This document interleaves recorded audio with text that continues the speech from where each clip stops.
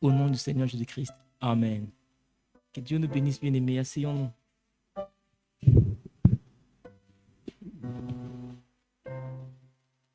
Que le Seigneur nous bénisse tous. Qu'il bénisse notre bien-aimée sœur qui a eu son concours. Ma sœur, que Dieu te bénisse. Continue à servir le Seigneur, reste ferme, comme tu vas à Douala. Que Dieu te conduise. Sœur Ingrid, il faut rencontrer la sœur Ingrid. Tu vas le mettre en contact avec le frère de Douala. Il est enseignant à l'université de Douala, non? À l'ESSEC ou bien à... De toutes les façons, on aura... Voilà, comme elle va à Douala, s'il te plaît, donc tu vas voir la sœur Ingrid.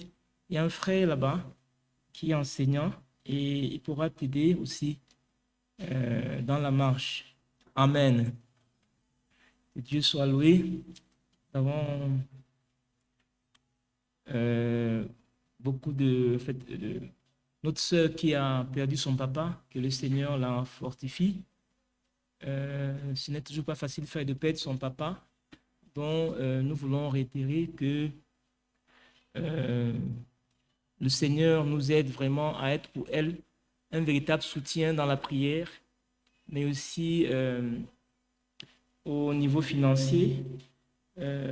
C'est vrai, bien aimé, nous avons des dons de libéralité, on verra ce qu'il y a, ce qui est possible, mais nous voulons encourager les frères et les sœurs. Vous savez, un papa et la sœur est un peu comme, bon, ce n'est pas la leader, mais elle est c'est son père, certainement.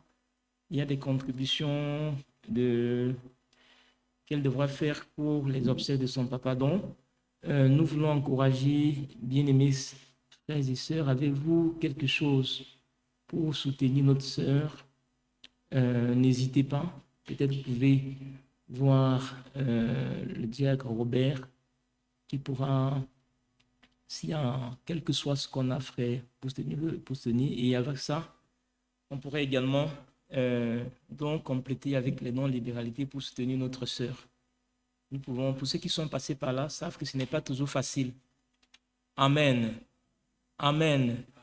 Donc, Dieu, et donc nous allons penser à elle dans la prière. Vendredi aussi, c'est le premier vendredi. En principe, nous avons une nuit de prière. Que le Seigneur nous conduise. En fait, on va voir ceux qui vont partir. De toute façon, laissons-nous conduire par Dieu. Tout le monde n'ira pas certainement. Donc, que Dieu le Seigneur va nous conduire, garder notre programme. Et le Seigneur pourvoira. Amen. Amen. Donc, ceux qui doivent partir peuvent déjà se signaler d'ici là, peut-être même à la sortie dès maintenant. Ceux qui souhaitent, qui ont à cœur de partir, c'est notre sœur, comme ça, avant vendredi. La levée de corps, c'est vendredi, non, frère? C'est vendredi. Donc, avant la levée de corps, peut-être on pourrait déjà se concerter pour voir. Que Dieu nous bénisse, frère. Notre sujet de prière, c'est par rapport à, comme les frères l'ont annoncé, on n'a pas d'eau. Que Dieu nous aide, frère. Dans tout cela, prions tout sujet qui arrive. Nous ne mettons pas ça, frère. Ayons, c'est vraiment un sujet de prière. Pour que cette question d'eau, la Bible dit, Jésus dit, je vous envoie comme des agneaux au milieu des loups. Vous savez ce qu'on appelle le loup? Vous savez ce qu'on appelle les agneaux? Un agneau est un loup calme comme ça. Et il dit, je vous envoie comme des agneaux au milieu des loups. Ce n'était pas Jésus ne disait pas des choses comme ça, des proverbes comme ça pour amuser. Hein. C'était des véritables choses. Donc, chaque fois qu'un chrétien a affaire à une question, frère, vous êtes au milieu des loups. Donc, soyons pleins de sagesse. Amen. Soyons pleins, demandons à Dieu, donc priez pour cela, que Dieu nous donne la sagesse, frère, pour résoudre le problème. Ne nous braquons pas non plus, frère. Soyons pleins d'humilité, déjà face aux autorités. Et ma prière, parce que j'ai aussi échangé un peu avec le frère Robert, qui a dit qu'il est là-bas, en fait, que soyons vraiment prudents, frère. Laissons l'analyse, qu'ils analysent, parce qu'il se peut qu'à un moment donné, notre compteur n'était pas visible. Il y a eu longtemps, notre compteur n'était pas visible avant qu'on nettoie cela. Et il se peut. Donc, moi, je préfère qu'on reste plein, frère. Ne nous braquons pas. Prions le Seigneur, observons et voyons la chose, comment on peut résoudre. Sinon, le diable va nous tendre un piège. On va s'énerver, On va commencer, non, ne nous énervons pas, restons calmes. Et si on voit le problème, l'or et l'argent appartiennent à Dieu. Amen. Amen. Et n'oublions pas que nous sommes au milieu des loups et nous sommes des agneaux. Donc, si vous amusez, ils vont vous manger. C'est pour ça que la Bible nous dit, soyons soyons prudents, pleins de calme, et laissons-nous conduire par le Seigneur. Amen. Que Dieu nous bénisse. Donc, ce matin, nous allons encore prendre, il est 11h moins, nous prendrons 30 minutes pour l'école de dimanche et 30 minutes pour lire la parole de Dieu. Donc, pour l'école du dimanche, bien-aimés frères, nous avons commencé donc cette école du dimanche sur les offices dans l'Église, la conduite de l'Église selon le modèle biblique. Et notre prière, c'est que Dieu nous aide, afin que nous rentrons, parce que ce que nous sollicitons, frères, dans notre assemblée, c'est de dire que Dieu nous aide, qu'il nous conduise dans toute sa parole, qu'il nous conduise dans toute sa parole et qu'il nous révèle toute sa parole. Et nous reconnaissons ce que Dieu fait. Pour nous conduire dans sa parole, Dieu envoie ses serviteurs. Dieu nous a d'abord envoyé le prophète, parce que la Bible dit dans Amos que la parole de Dieu vient au prophète. Donc, le prophète a la capacité, Dieu l'a créé, et donc lui a donné une capacité d'aller, l'intelligence de comprendre les Écritures. Et donc, il comprend les Écritures, Dieu donne les choses et il donne ça au peuple. Et remarquez, frère, dans le modèle biblique, quand Dieu a envoyé un prophète, il y avait toujours un scribe qui accompagnait. Le scribe n'était pas le prophète. Le scribe, c'était un docteur. Donc, il pouvait prendre, si vous lisez dans Esdras, le scribe reprenait les paroles du prophète et le retransmettait au peuple en les faisant éclaircissant ce que le prophète dit. Ça, c'est le modèle, frère. Et Dieu qui ne change pas sa manière de faire, frère, envoie un prophète. Mais nous envoie aussi des docteurs pour nous éclairer dans les Écritures. Et si nous considérons cela, frère, nous serons bénis. Le Seigneur nous accordera sa grâce. Donc, cette école-là que nous faisons, frère, nous puisons dans ces grandes lumières, dans ces dons, et nous regardons avec la parole de Dieu, et nous venons aussi, frère, partager avec le peuple. Et ce qui est bien, frère, c'est que nous serons également capables de poser des questions, parce que l'école, une véritable école, aujourd'hui même, la logique de l'enseignement, c'est la pédagogie de l'éveil. Donc, où on emmène les gens, parce qu'on a compris que non, vous savez que cette école où on vient, on avait des professeurs, quand ils venaient, vous prenez seulement le bic, vous savez que vous flottez les mains, parce qu'on les crie jusqu'à ce qu'ils sortent. Ce n'est pas une bonne pédagogie. Il faut d'abord amener les gens à s'éveiller, à eux-mêmes comprendre et eux-mêmes chercher. Là, ça. Donc, ça veut dire qu'une école de dimanche, ce n'est pas seulement de venir lire. On dit calmement, mais on permet aussi un éveil, c'est-à-dire que des questions pour que tout soit en ordre. Parce que même dans cette école, frère, nous devons tous être humbles. Nous devons tous être humbles. Il se peut que je peux lire quelque chose, je peux regarder, et je n'ai pas et peut-être je crois avoir perçu la chose, mais je rate quelque chose. Et le Seigneur révèle dans un des frères, dit, frère, non, fais attention, tu as fait ceci. Soyons toujours pleins, frère. Donc, posez les questions chaque fois. Donc, on va répondre à une question qui a été posée. Et je crois que ça va nous aider. Mais avant de poser cette question, nous devons nous encourager, frère, à ce conseil que Jésus a donné. Il a dit dans Luc au chapitre 5, parlant du vieux vin, il dit qu'on ne met pas du vin nouveau dans de vieux outres. Parce que le vin nouveau va éclater, va grandir, et le vieux outre là va s'éclater. Donc on met du vin nouveau dans du nouveau outre. Comme ça, c'est élastique et c'est grand.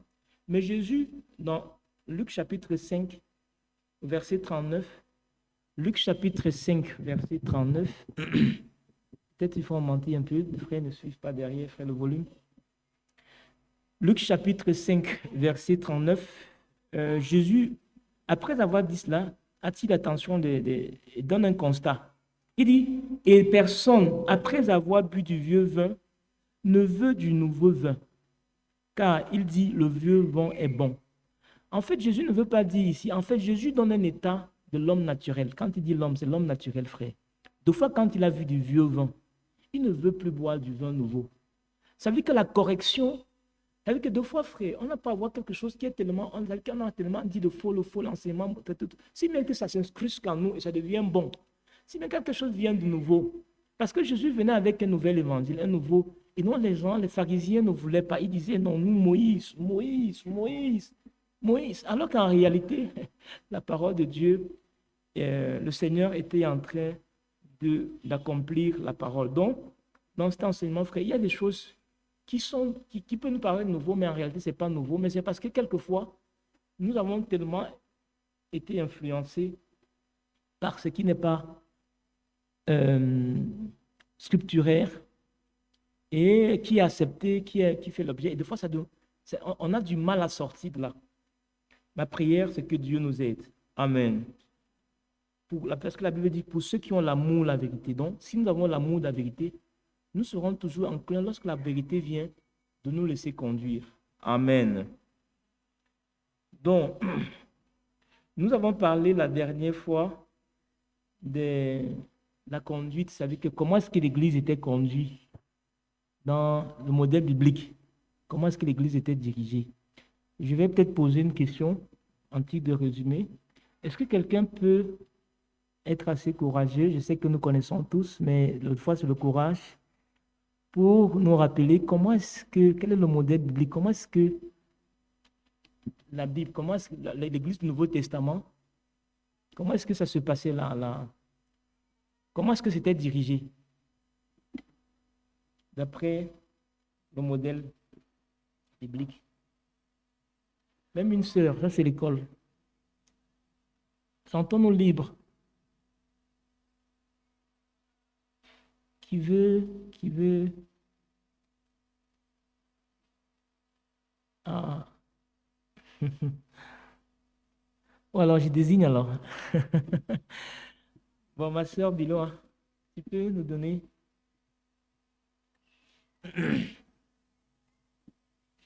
Comme ça, on va voir si là, on va corriger dans la parole de Dieu. Le Seigneur vous bénisse. Amen. Nous avons vu, selon les Écritures, que l'Église, au commencement donc de l'Ancien Testament, du Nouveau Testament, était dirigée par des évêques qui étaient eux-mêmes établis par les apôtres, qui étaient remplis du Saint-Esprit, selon les critères dont nous parle le livre de Tite. Et l'évêque était le surveillant, il était le berger, il était institué, il était pour paître les brebis du Seigneur. Le Seigneur lui-même étant le souverain pasteur. L'évêque était aussi appelé de nos jours pasteur depuis le temps du prophète, à cause du contexte dans lequel le prophète, lui, il vivait chez eux là-bas aux États-Unis. Et après, donc, l'évêque, l'évêque était un des anciens, donc l'église était dirigée par les anciens, en fait. Parmi les anciens, il y avait les évêques, il y avait aussi d'autres anciens. Et ces anciens n'étaient pas les anciens de fait. Donc, ce n'est pas parce qu'ils étaient vieux qu'on les appelait anciens, mais c'est parce qu'ils remplissaient certains critères dont parle le livre de Tite. Et après, donc, ces anciens, il y avait les diacres. Les diacres, eux, ils sont nés du fait, parlant du livre des Actes des Apôtres, du fait qu'il y avait eu des palabres en matière de nourriture à l'Église. Alors, les apôtres ont demandé à ce que qu'il y ait des diacres. Bon, on a demandé de choisir 7 hommes de qui on rendait un bon témoignage et qui étaient pleins de sagesse et de Saint-Esprit et qui étaient des diacres. Et les diacres dont leur travail était le manger, le boire, la logistique à l'église. Aussi, on a vu un détail ou dans certaines églises dénominationnelles, il y a une sœur, selon Romain, la sœur Phoenix, qu'on a appelée par abus diaconèse, que la Bible a appelée par abus, du moins la tradition a appelé par abus diaconèse. On a vu qu'à l'Église, nous sommes tous, d'un premier temps, tous des serviteurs de Dieu. Quand nous venons à l'Église, femmes comme hommes, nous sommes au service du Seigneur. Donc, nous sommes appelés serviteurs.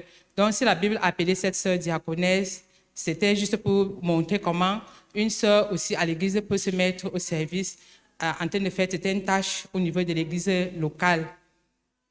On a aussi parlé des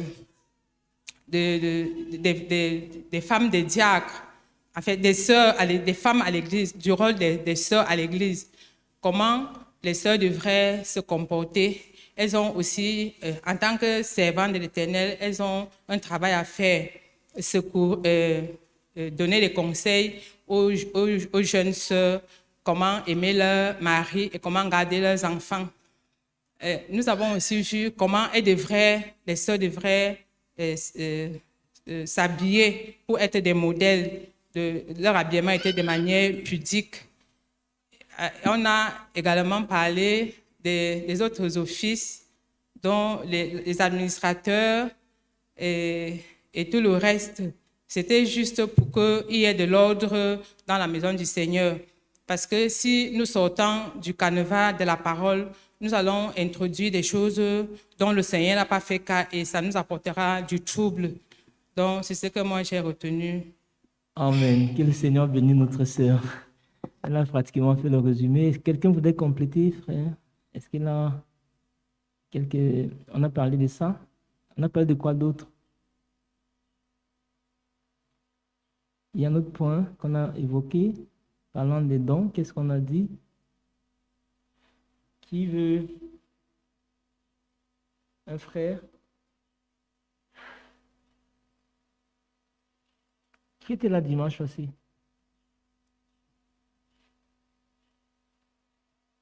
Un frère volontaire?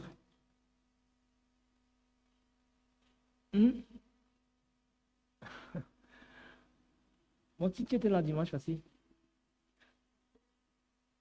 Qui était là dimanche? Donc, on a parlé des dons. Voilà, pour avancer, frère. Nous avons aussi parlé des dons. En fait, on a fait la différence entre les anciens et les dons. Qui peut nous donner la différence? Les dons de Éphésiens. Un frère?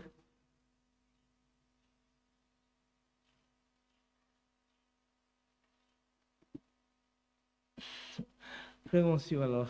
Vas-y, frère. Bon, vas-y.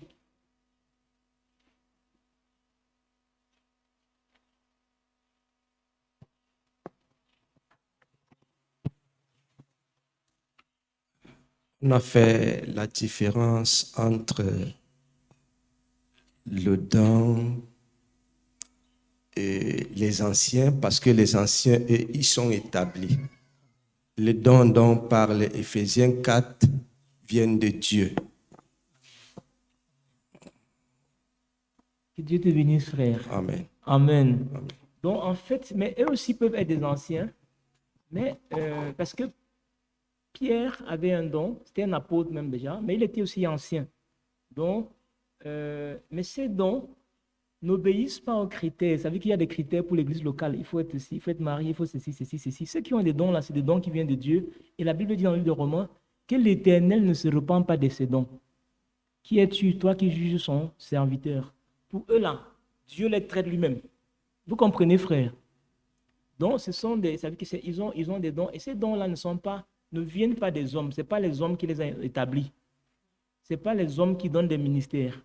Ces ministères-là, ce sont des capacités, ce sont des onctions qui viennent de Dieu, mais que le Seigneur déverse. Mais dans le modèle de Dieu, même si on le dit, frère, on va toujours comprendre que dans le modèle, selon la Bible, même quand tu reçois cela, on va voir que même Timothée a grandi sur les pieds de Paul. On va voir que Samuel a grandi sur Élie. Donc, en toute chose, Dieu travaille, frère. Dieu, c'est quelqu'un assez structuré. Donc, il y a, même si tu as reçu du Seigneur, il y a un temps que tu te formes, il y a un temps d'appel, temps de formation et temps d'envoi. Ça ne met pas de toi, frère, ça ne fait pas de toi un prétentieux ou un électron libre. Un électron libre, ça sème du désordre. Car Dieu travaille dans l'ordre. Et on va voir ça aussi dans David, avec David. David était un, mais il y avait un homme qui était un avant lui. Cet homme qui était un avant lui était Saül. Et vous allez voir que David a toujours respecté Saül jusqu'à sa mort. Si vous prenez le livre de 2 Samuel, au premier chapitre, vous allez voir qu'il y a quelqu'un qui est venu avec la couronne de David, de Saül, qui est venu avec la couronne de Saül, alors que Saül était mort, qui a couru vite là, pour venir présenter cette couronne à David. Et cette personne-là avait achevé Saül. Mais jusque-là, David n'était pas content. Il dit, qui es-tu pour porter la main? Et tu t'es dénoncé toi-même. Et tu as dit de ta bouche ce que tu as. Parce qu'en fait, on ne portait pas la main sur la loi de l'Éternel. Et David a ordonné qu'on le tue. Si vous lisez cela sans révélation, ça veut dire que vous allez être gêné. Mais restez dans la prière, vous comprendrez que, en ce qui concerne la parole de Dieu, les hommes de Dieu restent fidèles, frère. Ils appliquent la parole de Dieu. Ils ne mettent pas le sentiment. Et c'est vraiment une des caractéristiques des véritables serviteurs de Dieu. Amen. Donc ça, c'était pour résumer.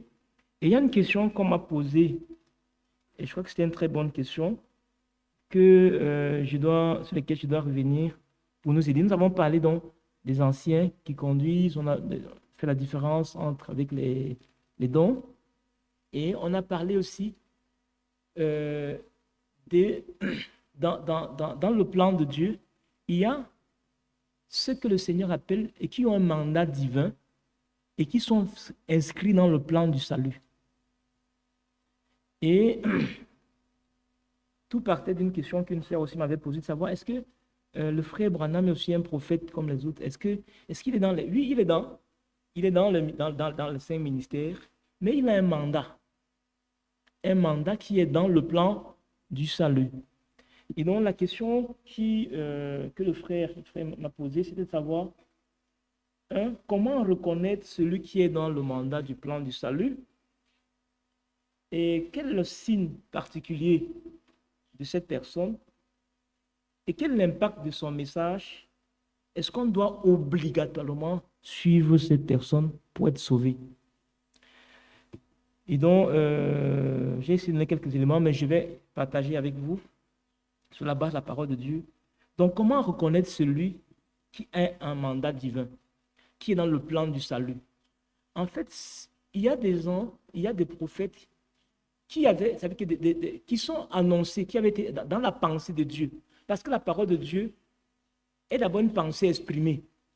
Donc, qui sont déjà exprimés et de manière très spécifique dans la Bible. On peut avoir Dieu, ça veut dire que ça a été annoncé dans le temps avant. Et ils disent que cette écriture-ci, c'est moi. C'est de moi qu'on parle. Et pour bien illustrer ça, nous prendrons le cas de Jean-Baptiste. C'est une école, le cas de Jean-Baptiste. Donc, prenons Marc. Marc, c'est une question. Bon, la première question, c'est comment reconnaître celui qui a un mandat divin. Et donc, si prenons le cas dans le livre de Marc,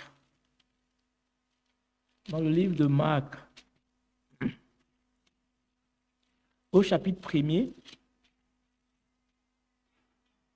là, on parle de Jean-Baptiste. Je vais lire le verset 2, verset 3. Bon, je commence au verset 1. Commencement de l'évangile de Jésus-Christ, Fils de Dieu, selon ce qui est écrit dans Ésaïe. Donc, le Nouveau Testament commence avec les prophéties de l'Ancien qui commencent à s'accomplir. Ésaïe, le prophète, voici, j'envoie devant toi mon messager, qui préparera ton chemin. Ici, on parle de quelque chose qui est déjà annoncé dans l'Ancien Testament. Et voici, j'envoie. C'est la voix de celui qui crie dans le désert, préparez le chemin du Seigneur, aplanissez le sentier. Et là, au verset 4, on dit, Jean parut, baptisant. Et donc, On est entré, ça veut dire qu'on a pris dans l'Ancien Testament quelque chose qui avait déjà été annoncé et qui concernait Jean-Baptiste. Et c'est bien clair. Plus tard, vous allez voir que Jean-Baptiste, lorsqu'on va lui demander, es-tu le Messie? Il va dire non. Il va dire, je suis la voix de celui qui crie dans les déserts. Ésaïe l'avait déjà annoncé dans Ésaïe chapitre 40, verset 3. Dans Malachie 3, verset 1, on parle de Jean-Baptiste. Donc, c'est que des ministères qui sont prévus, qui ont été déjà identifiés et qui ont un rôle à voir. Et son rôle était de préparer, d'aplanir le sentier pour préparer la première venue de Christ. Et nous continuons, Frère Branham avait déjà été annoncé dans l'Ancien Testament, parlant de Malachie 4, chapitre 4. Et donc, Élie, qui devait venir rétablir toutes choses, donc ramener le cœur des pères, des enfants à la foi apostolique, c'était quelqu'un qui devait rétablir toutes choses. Et Jésus l'a également réitéré dans Matthieu, chapitre 11, verset 17. Quand on lui pose la question, est-il vrai qu'Élie viendra? Est-il déjà venu? Il dit, il est vrai qu'Élie est déjà venu, mais je vous dis, encore dans le futur, il est vrai qu'Élie viendra. C'est dans le futur, Jésus parlait du futur et annonçait un ministère qui était là, qui devait venir pour faire quelque chose en relation avec le plan du salut. Il viendra et rétablir toutes choses. Dans plusieurs passages d'Écriture, on peut voir cela. Donc voilà, frère, un des indices qui montre. Et je sais qu'aujourd'hui, le débat est autour du ministère du frère Franck, du frère Ewald Franck. Tout le monde est d'accord que frère Branham, ça c'est clair, mais lorsque vous revenez pour parler du ministère du serviteur fidèle et prudent, ça devient un sujet de contradiction et de débat. Mais ce n'est pas nous, frères, c'est la parole de Dieu. Dans Matthieu chapitre 24, lorsque le Seigneur parle de la fin, il s'insurge, regardez bien la séquence, il parle de la fin, il s'insurge de 23, il s'insurge de comment Israël a rejeté, et il parle de la fin, il s'insurge. Après, il pose la question, quel est mon Seigneur, mon serviteur fidèle et prudent, que j'établirai sur d'autres pour mes serviteurs pour distribuer la nourriture. Donc, c'est quelque chose qui était annoncé dans la Bible et donc qui devait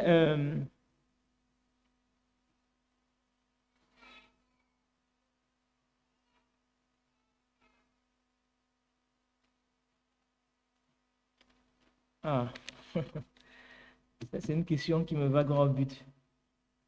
Ok, je vais répondre ça, frère. Donc venant dans ce ministère,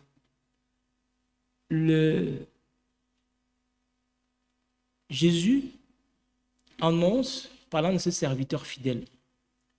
Mais ce ministère de serviteur fidèle, je crois que le Seigneur permettra qu'on revienne dans Matthieu 24. Quand Jésus va parler du fin, il dit, la bonne nouvelle du royaume sera annoncée dans toutes les nations et alors viendra la fin. Voilà encore un deuxième point. La bonne nouvelle du royaume. Et cette bonne nouvelle devait annoncer, le Seigneur devait utiliser quelqu'un pour annoncer, pour faire la bonne nouvelle. C'est-à-dire que tu distribues cette nourriture dans toutes les nations et cela s'est accompli en notre temps. Si vous allez encore dans le livre d'Apocalypse, chapitre 14, on va vous parler, ça veut dire que l'ange, avec cette bonne nouvelle, l'évangile, ça veut dire cet ange-là qui parcourt toute la terre avec l'évangile éternel. Et bien aimé dans le Seigneur, c'est Dieu qui décide. Ça ne dépend pas de nous. Et notre bien-aimé frère aussi, Dieu choisit qui il veut, frère. Il n'avait pas d'écriture. Il travaillait avec le Seigneur selon qu'il se sentait conduit. il avait rencontré le frère Branham, Dieu lui avait reçu, mais frère Branham ne lui avait pas dit que son ministère, c'est pas frère Branham qui le dit, c'est Matthieu 24, 45 à 46, non. Il avait seulement dit, reçu un message, il est allé voir le frère Branham dit que non, attends. Mais c'est quelques années plus tard, en 76, qu'il reçoit audiblement, alors qu'un frère lui avait posé la question de savoir quel est ton ministère. Il reçoit audiblement du Seigneur en disant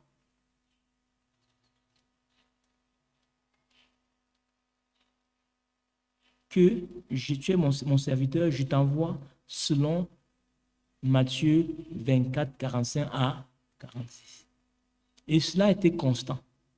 Maintenant, la deuxième question que le frère pose, c'est est-ce qu'il y a un signe? Pourquoi? Parce que tout le monde peut se prévaloir, non? Tout le monde, je peux me lever, je dis frère, je suis ceci, je suis cela, je suis cela. Est-ce qu'il y a un signe pour reconnaître ceux qui ont un mandat divin? Prenons, donc ça c'est la deuxième question que vous notez. Et donc, prenez donc la réponse, prenons dans Luc, chapitre 7. Luc, chapitre 7. Luc, chapitre 7.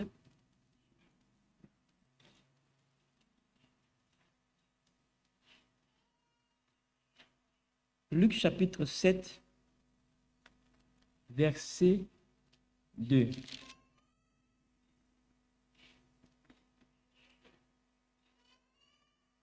Attends, attendez. C'est Luc 7.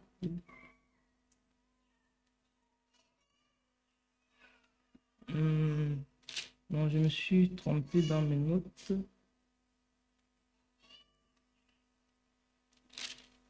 Frère Franck, est-ce que tu me donnais encore le verset là? C'était là où Jésus, Jean-Baptiste a envoyé les disciples. Jean-Baptiste se posait des questions sur Jésus. Il lui demandait, es-tu le Messie qu'on attend ou attendons-nous? Et Jésus va dire à Jean-Baptiste de s'asseoir et de voir. Je crois que c'est dans Luc, j'ai fait une erreur dans mes notes. C'est dans Luc. Luc combien? 18, frère.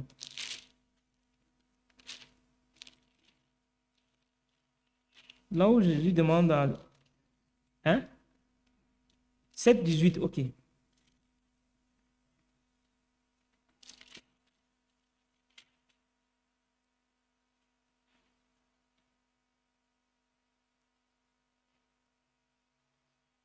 Voilà, c'est 7, 18, c'est ça. Voilà, 7, 18. Jean fut informé... voilà, à partir du verset 18. Jean fut informé de toutes ces choses par ses disciples. Et il en appela 2 et envoya vers Jésus pour lui dire, es-tu celui qui doit venir ou devons-nous attendre un autre? Arrivé auprès de Jésus, il dit, Jean-Baptiste nous a envoyé vers toi pour dire, es-tu celui qui doit venir ou devons-nous attendre un autre? Alors même Jésus guérit plusieurs personnes des maladies, d'infirmités, d'esprits malins et rendit la vue à plusieurs aveugles. Et il leur répondit, allez rapporter à Jean ce que vous avez vu et entendu. Donc, la même question, comment est-ce qu'on reconnaît que c'est Jésus, ceci, ceci? Jésus leur dit simplement, asseyez-vous, voyez comment ça se passe et allez leur dire ce que vous avez vu et entendu. Tout le monde peut se prévaloir, frère, de dire je suis ceci, ceci. Ce n'est même pas parce que je dis que c'est comme ceci, il n'y a aucun signe, frère. Le signe, c'est ce que le Seigneur va accomplir. Car le Seigneur interprète sa parole en l'accomplissant. S'il a dit qu'il devait envoyer Malachie 4, frère, vous allez voir Malachie 4 agir. Dieu va l'interpréter au-devant de nous. Nous allons voir tout ce qui est en accord avec la parole. Ça va s'interpréter. Et donc, voilà, bien-aimés frères. Et vous pouvez identifier, quelqu'un dit, voilà, ça, la chose s'accomplit. Et vous pouvez voir de manière, ce n'est pas les choses spirituelles. Vous devez voir littéralement des choses arriver. Vous allez voir certains signes, c'est clair. Même l'aveugle, frère, même s'il ne voit pas, peut percevoir.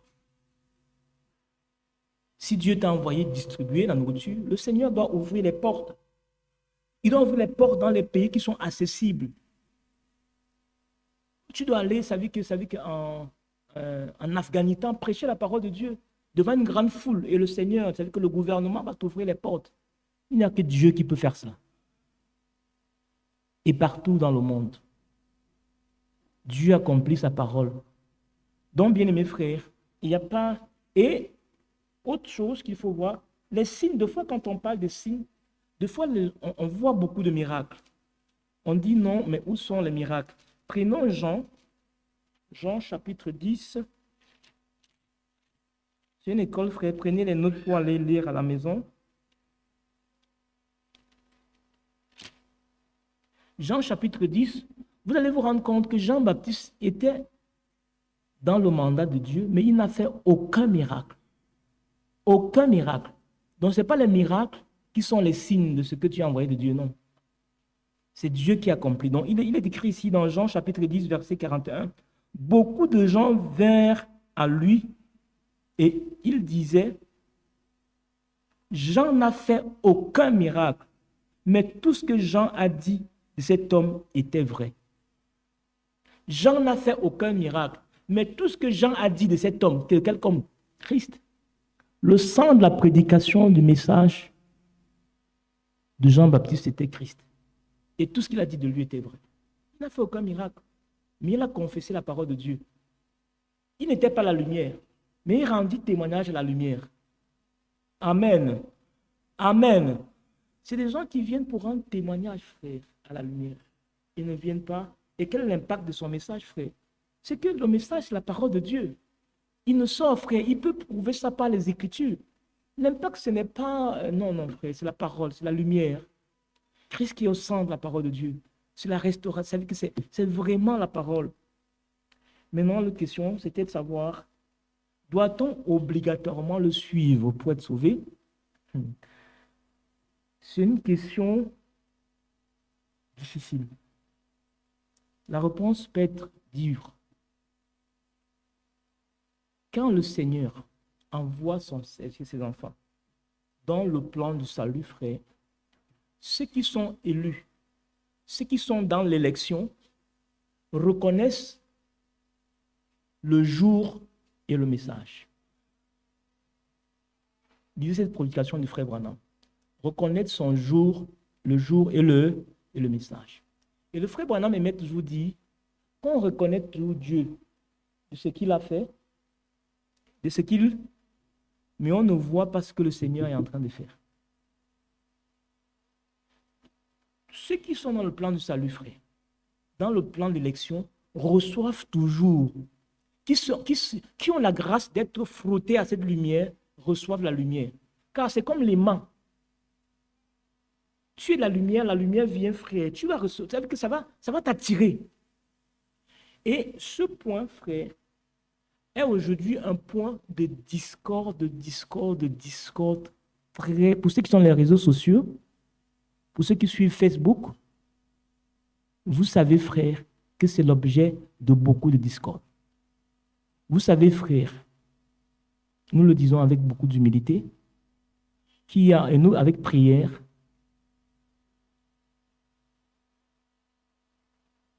bien-aimé, notre bien-aimé frère que nous aimons bien, nous prions pour lui que le Seigneur l'aide, justement, dans ce point, et qui envoie des informations dans Facebook, est devenu un point d'achoppement. Et un peu comme au jour de Moïse en disant, pourquoi c'est seulement lui? Est-ce que c'est de lui seul que vient la parole? Est-ce que c'est lui-même, est-ce qu'il se présente aujourd'hui comme quelqu'un qui peut donner la vie? Non, frère, personne ne donne la vie. C'est Christ qui donne la vie. Nous reconnaissons simplement ce que Dieu fait. Et pour ça, frère, prenons encore le livre de Jean, parlant de Jean-Baptiste. Donc, on va s'appuyer sur le cas de Jean-Baptiste. Jean chapitre 7.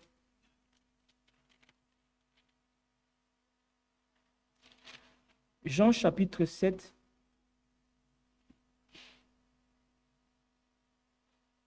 Verset 30. En Jean chapitre 7.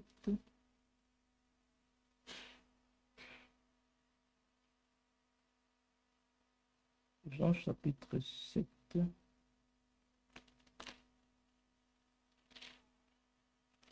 Hmm.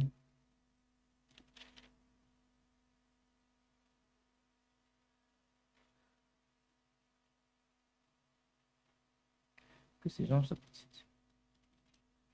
Qu'est-ce qui s'est passé ce matin? Je me suis vraiment embrouillé ce matin, frère.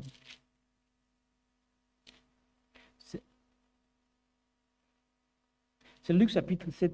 C'est bon, c'est Luc chapitre 7.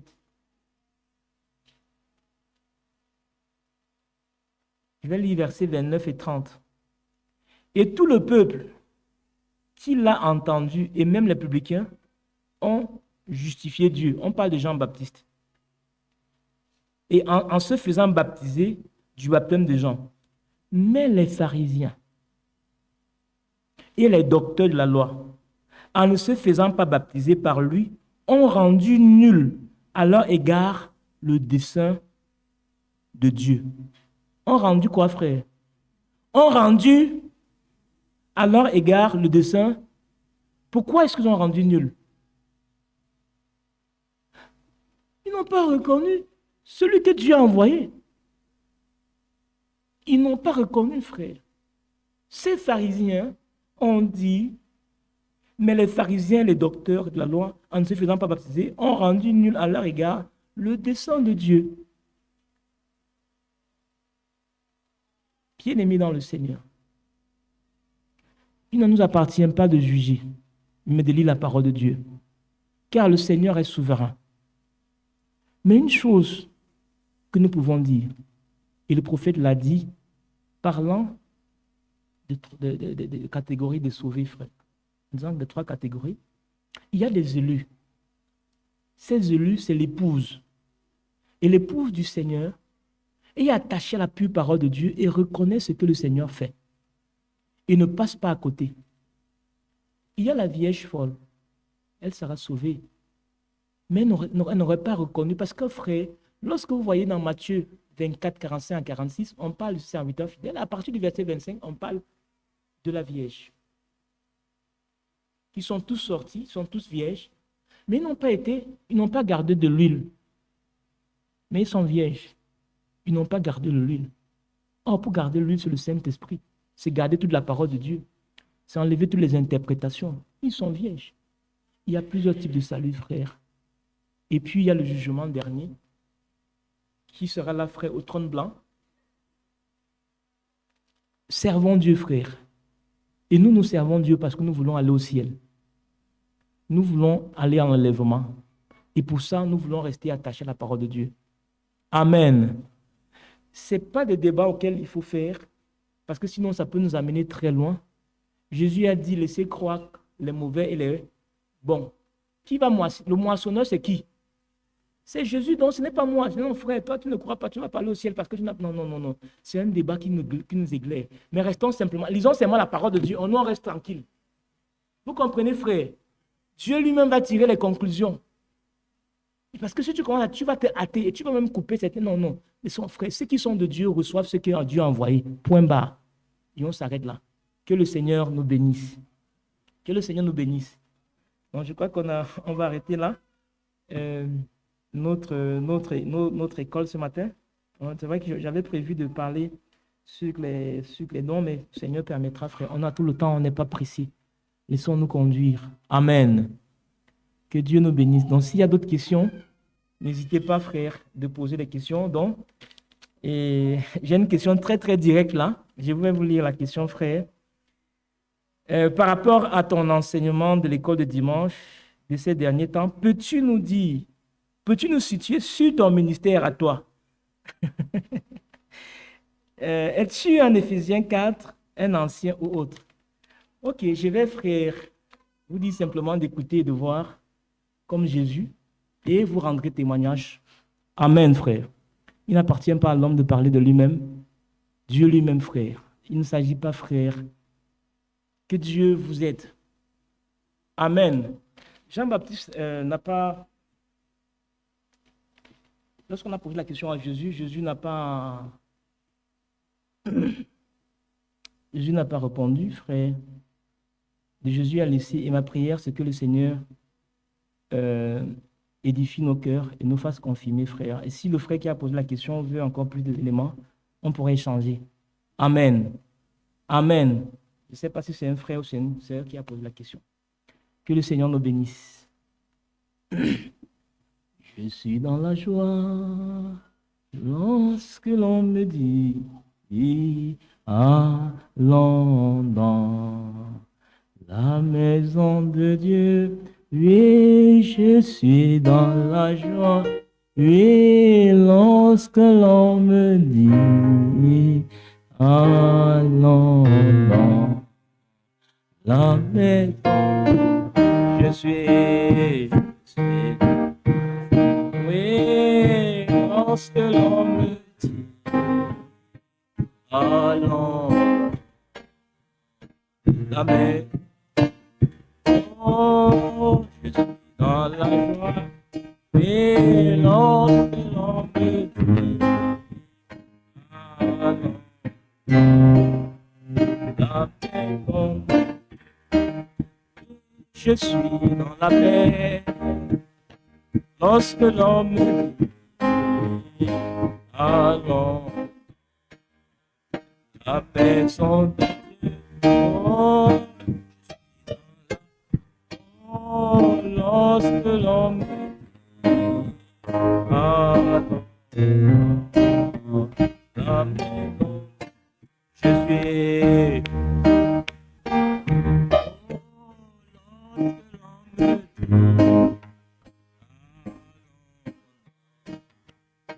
Amen. Oh, lorsque l'on me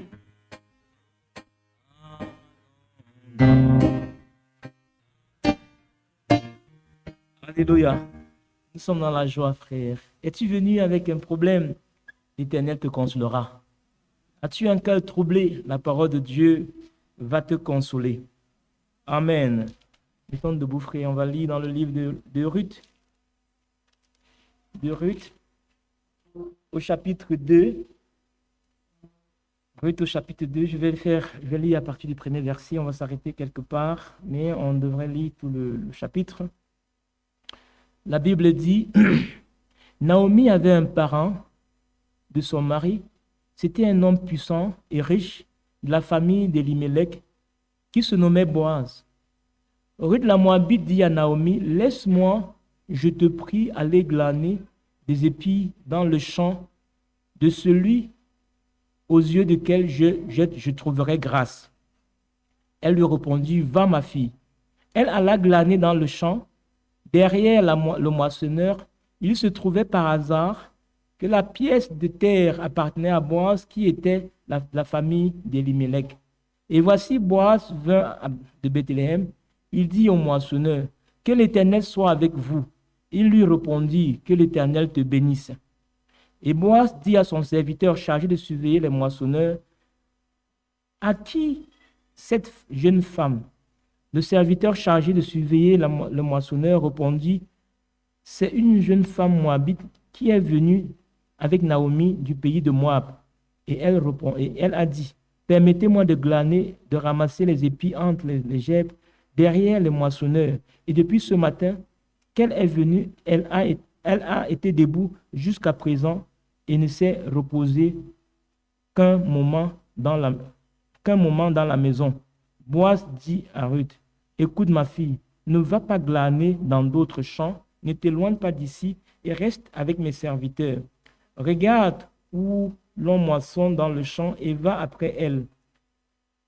J'ai défendu à mes serviteurs de te toucher et quand tu auras soif, tu iras au vase et tu boiras ce que ses serviteurs auront puisé. Alors elle tomba sur sa face et se prosterna entre terre et lui dit, comment ai-je trouvé grâce à tes yeux pour que tu t'intéresses à moi, moi qui suis une étrangère? Amen.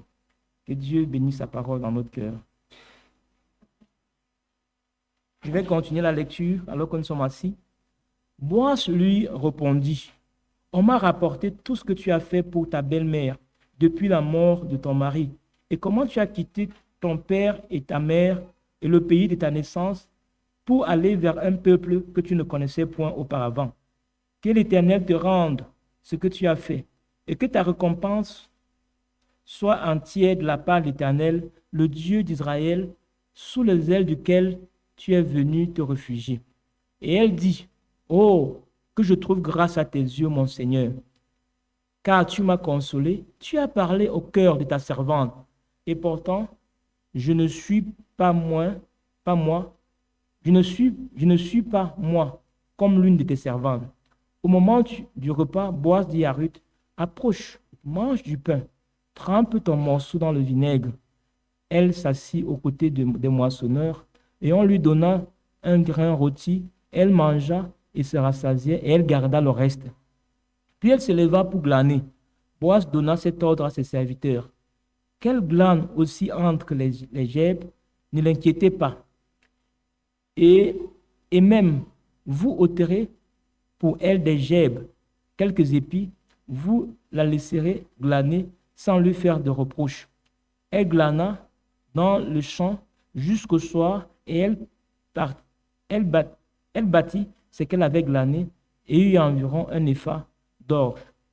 Elle l'emporta et entra dans la ville, et sa belle-mère vit ce qu'elle avait glané, et sortit aussi le reste de son repas, et le lui donna. Sa belle-mère lui dit, où as-tu glané aujourd'hui? Où as-tu travaillé? Béni soit celui qui s'est intéressé à toi. Et Ruth fit connaître à sa belle-mère chez qui elle avait travaillé. L'homme chez qui j'ai travaillé aujourd'hui, dit-elle, s'appelle Boaz. Naomi dit à sa belle-fille, qu'il soit loué de l'Éternel, qu'il soit béni de l'Éternel, qui se montre miséricordieux pour les vivants, comme il fut pour ceux qui sont morts. Cet homme est notre parent. Il lui dit encore, Naomi, il est de ceux qui ont sur nous un droit de rachat. Ruth la Moabite ajouta, il m'a dit aussi, reste avec mes serviteurs jusqu'à ce qu'il ait achevé ma moisson. Et Naomi dit à Ruth, sa belle-fille, il est bon, ma fille, que tu sortes avec ses servantes et qu'on ne te raconte pas dans un autre champ. Elle resta donc avec les servantes de Boaz pour glaner jusqu'à la fin de la moisson de l'orge et la moisson du froment. Elle demeura avec sa belle-mère. Amen. La lecture était longue, mais pour que nous comprenions le contexte, on va revenir, frère. Nous avons commencé, frère, c'est vraiment une étude. Et ce livre de Ruth, frère, le frère Branham a prêché sur ce livre de Ruth. Nous avons été bénis vendredi, parce que vendredi, nous avons suivi une bande. Nous avons été bénis, frère. Nous avons été bénis. Et donc, le titre, c'était « Vous devez naître de nouveau ». Vous devez naître de nouveau. Et dans cette prédication, le frère Branham insiste sur 3 points forts de la nouvelle naissance. Il dit, premièrement, vous devez reconnaître votre état pécheresse, de pécheur. Vous devez reconnaître que vous êtes pécheur et que vous ne pouvez rien, votre état de faiblesse. Et c'est une grâce de Dieu de reconnaître, frère, que nous sommes nés dans la chair. Que la chair dans laquelle nous sommes nés n'est pas selon la volonté de Dieu. C'est la volonté de la chair. Et les pensées, les facultés que nous avons, les pensées de la chair, sont totalement en désaccord avec la parole de Dieu. Il faut que le Seigneur nous accorde grâce pour que nous comprenions ça. Parce que sinon, nous n'allons pas accepter de mourir. Nous n'allons pas accepter de mourir. Nous allons toujours essayer de justifier. La parole dit non, il y a ça, non, moi aussi, moi, est-ce que c'est tellement, c'est ce que ça Dieu dit. Mourir, frère, c'est de comprendre que tout ce que nous sommes nés de la chair, et nous sommes vraiment des pécheurs et que nous avons besoin de Dieu, d'une nouvelle vie pour nous transformer. Et il dit que lorsque, première chose, tu reconnais cela, tu comprends que tu as besoin d'un rédempteur, de quelqu'un qui viendra te racheter, La rédemption, c'est le rachat. Ça veut dire que c'est le rachat. Donc, te racheter, payer le prix et laisser que tu trouves grâce à la personne. Et que tu as vu que, cette nature pécheresse soit changée et que tu aies une nouvelle vie. Et donc, lors de la prédication, justement, la nouvelle naissance, il a évoqué justement le livre de Ruth. Il a dit dans la prédication, oh, si j'avais le temps, je vous parlerai encore du livre de Ruth, du parent rédempteur. Et j'ai été réjoui parce que justement, nous sommes en train de parler du livre de Ruth. C'est comme ça que le Seigneur travaille. Donc, le parent rédempteur vient pour celui qui a vraiment, qui soupire, qui reconnaît, frère.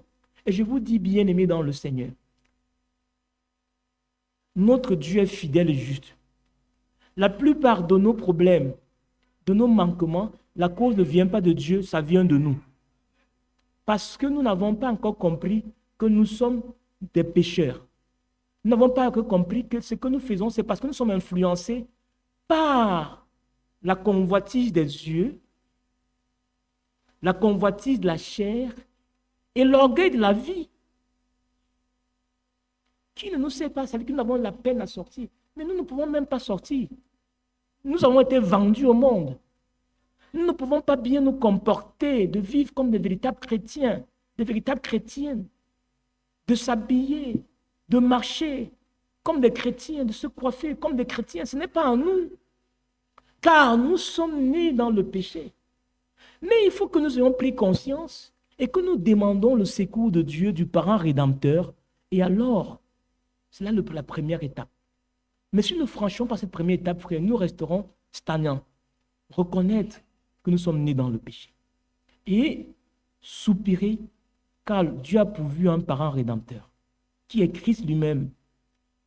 Et quand le parent rédempteur vient, c'est un homme fort, solide, riche. Il est capable de payer. Et notre Christ est capable de payer. Et donc, dans ce livre de Ruth, le livre de Ruth évoque le plan du salut qui est raconté. Et dans ce livre,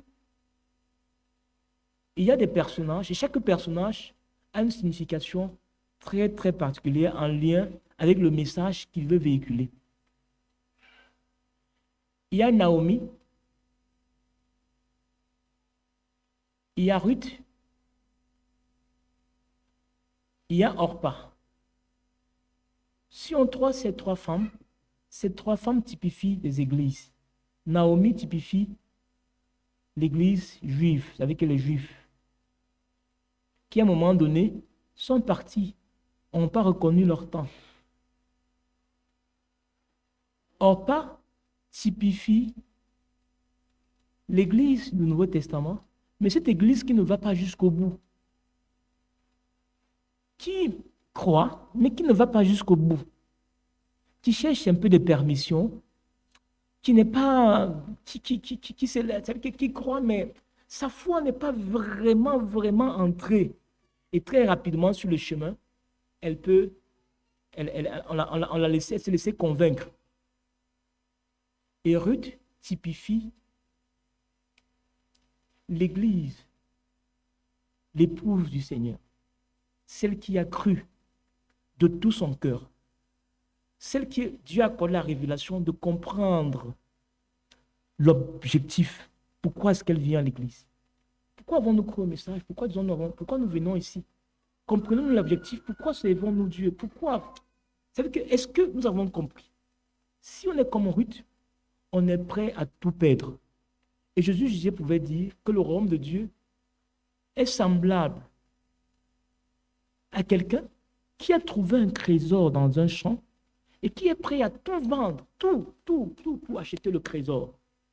Et donc, voilà le type de Ruth qui avait vraiment la révélation du Dieu en qui avait abandonné les dieux de ses parents et qui avait dit, et même sa belle-mère n'a pas réussi à la décourager. Donc, voilà des modèles. Et donc, dans le modèle maintenant de Ruth, on voit l'église, on voit le chrétien, on voit la chrétienne, celle qui vraiment s'engage devant le Seigneur. Et Dans cet enseignement, le prophète fait sortir 3 phases. La première phase, c'est la décision, la justification, l'engagement.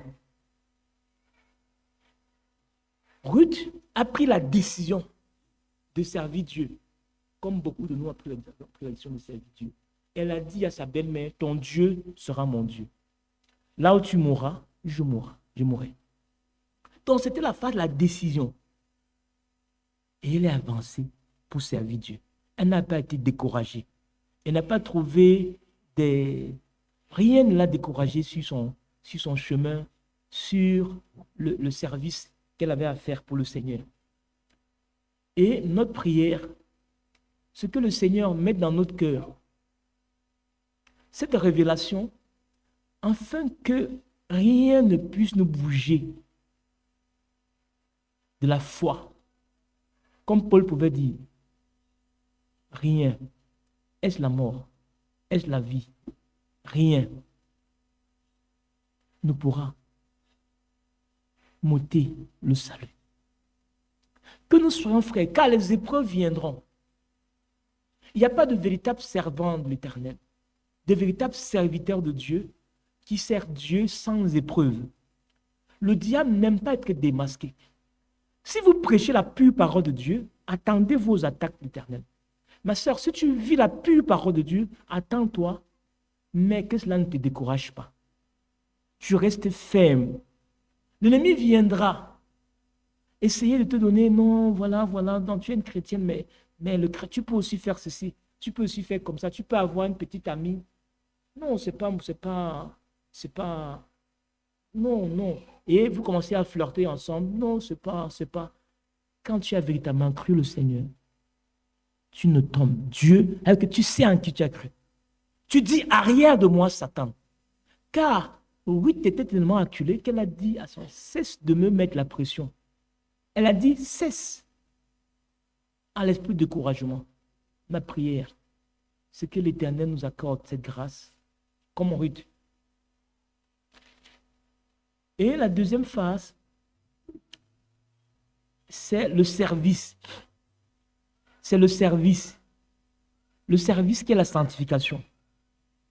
Car Ruth, la Moabite, au verset chapitre 2, dit à Naomi, laisse-moi, je te prie, aller glaner des épis dans le champ de celui auquel je trouverai grâce. Dans le champ, donc, en fait, elle se sent tellement petite qu'elle dit, il faut que j'aille glaner, j'aille servir celui à qui j'ai trouvé grâce. Bien-aimés frères, tout ce que nous avons, c'est la grâce de Dieu.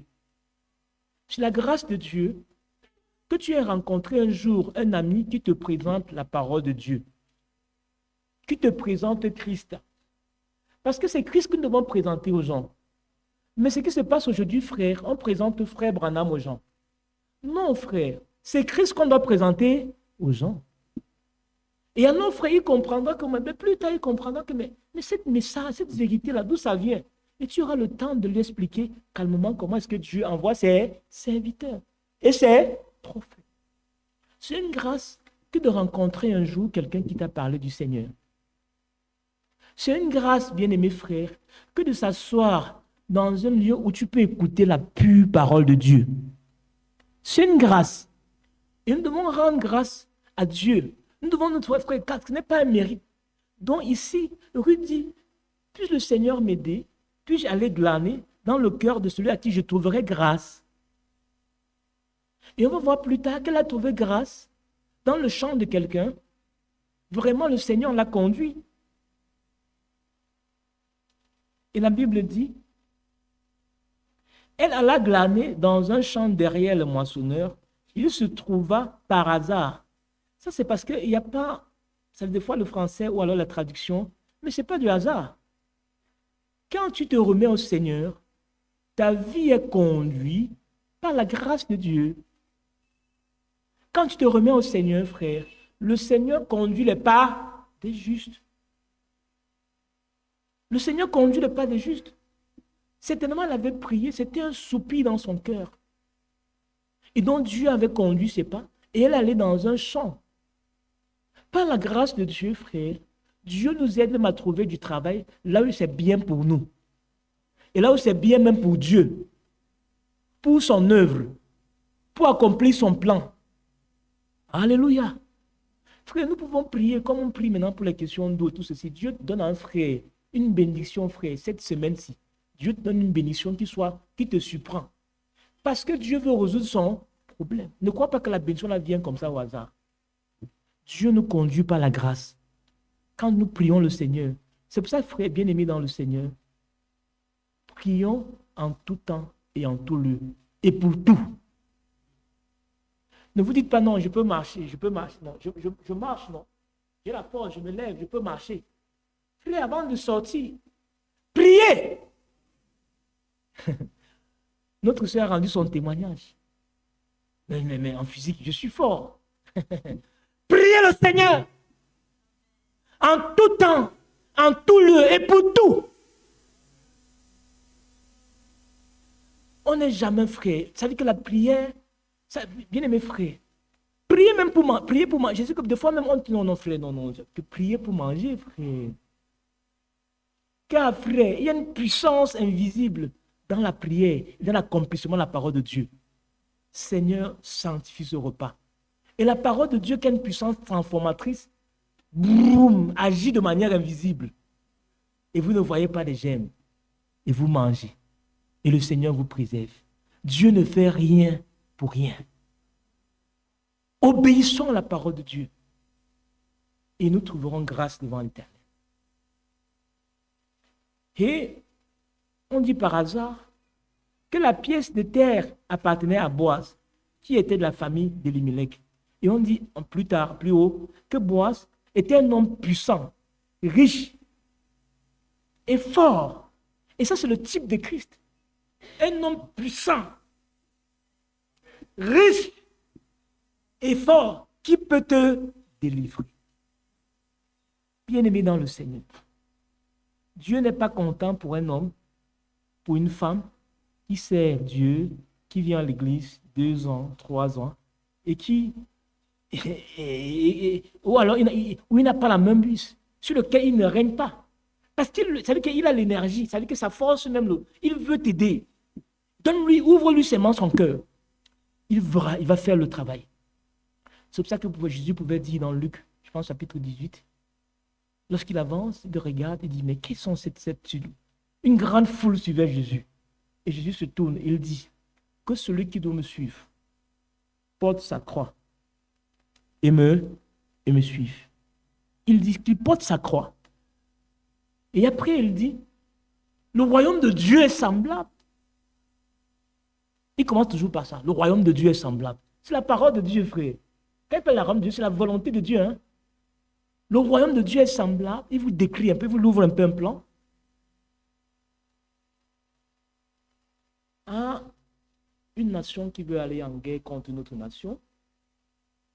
Avant d'aller en guerre, il s'assoit d'abord pour regarder s'il a assez d'équipement militaire, s'il a assez de personnes pour aller en guerre. S'il se rend compte qu'il ne peut pas, il va vite, il prend le gros blanc pour dire, Père, je cherche la paix, je fais la paix, et il se met à genoux avant que la guerre ne commence.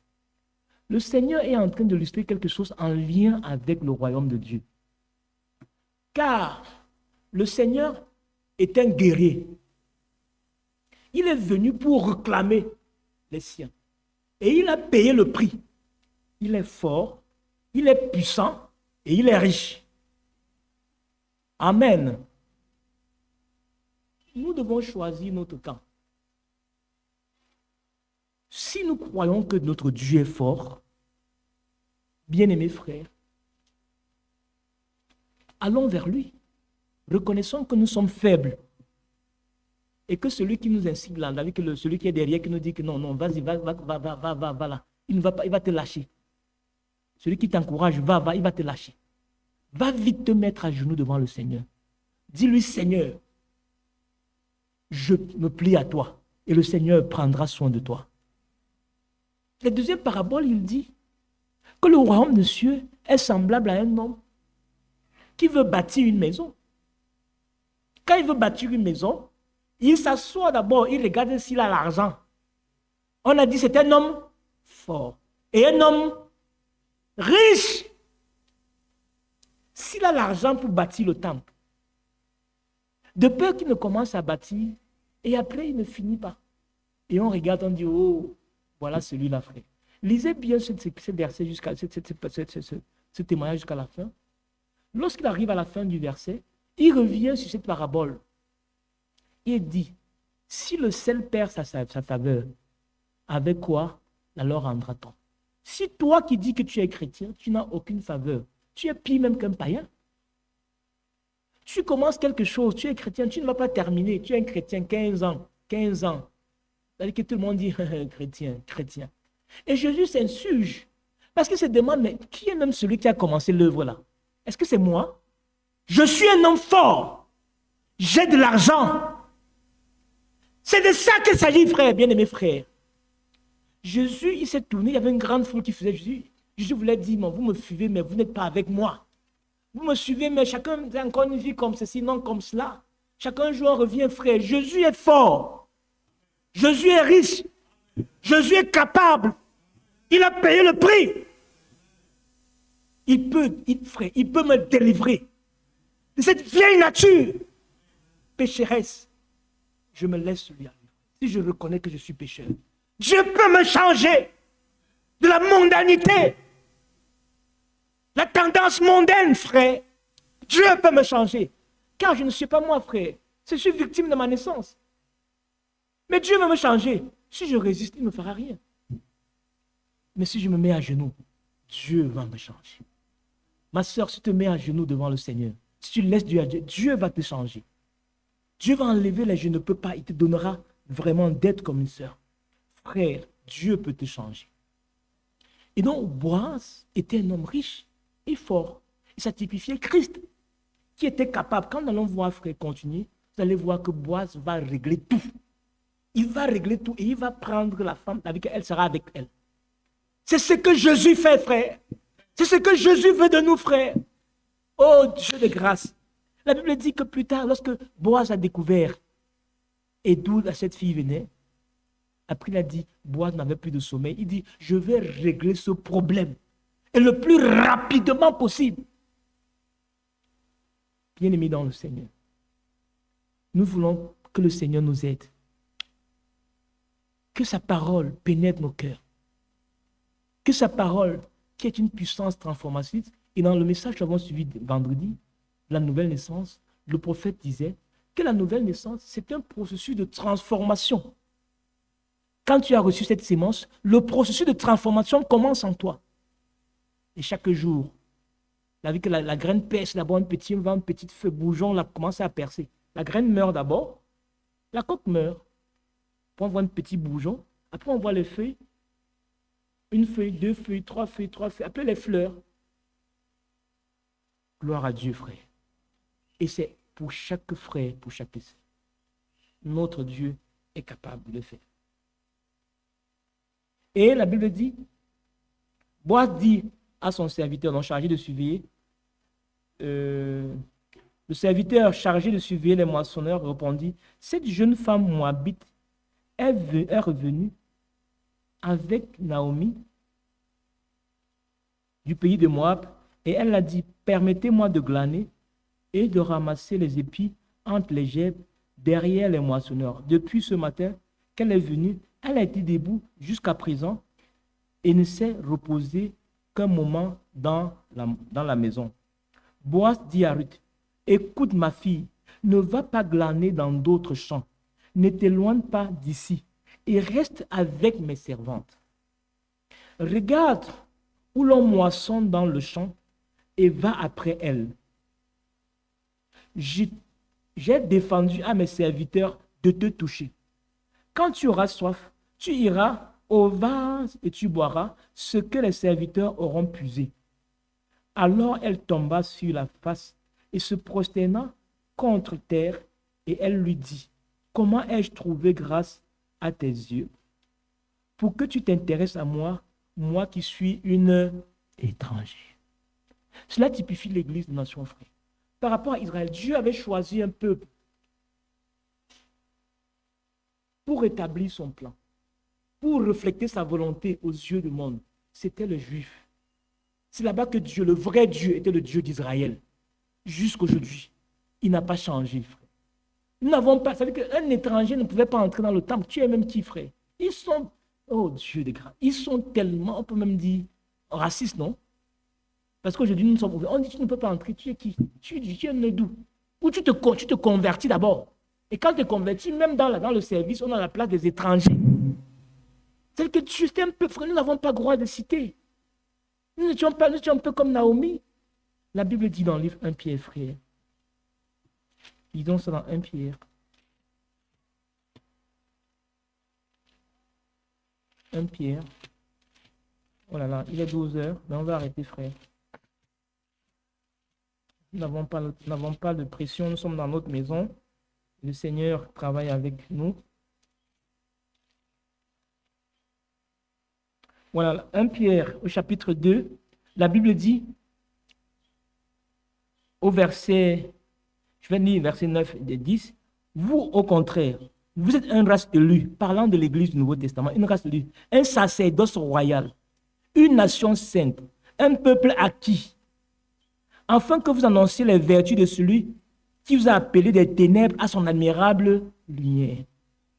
Vous qui autrefois n'étiez pas un peuple, et qui maintenant est le peuple de Dieu. Vous qui n'avez pas obtenu miséricorde, et qui maintenant avez obtenu miséricorde. Ailleurs, frère, nous qui n'avons même pas le droit de citer. Donc c'est Naomi dit, moi qui suis une étrangère, j'ai trouvé grâce devant l'Éternel. J'ai trouvé grâce devant l'Éternel. Et ce qui est intéressant, frère, lorsqu'on est dans le rapportage, elle a glané, on dit du matin jusqu'au soir. Elle a travaillé, frère. Et ça, c'est le service, la sanctification. Lorsque j'ai trouvé grâce, oh Dieu d'amour, frère, si le Seigneur nous fait trouver grâce, frère, vous travaillez quand vous sentez que vous avez la grâce de Dieu. Et pour vous illustrer ça, j'ai changé avec mon frère, le frère qui allait en Europe. Vous savez que beaucoup d'Africains veulent aller en Europe, non? Un frère. Donc pour eux, c'est une grâce d'arriver en Europe. Et il raconte que quand, vous savez que je dis cela pour illustrer quelque chose. Si tu as la grâce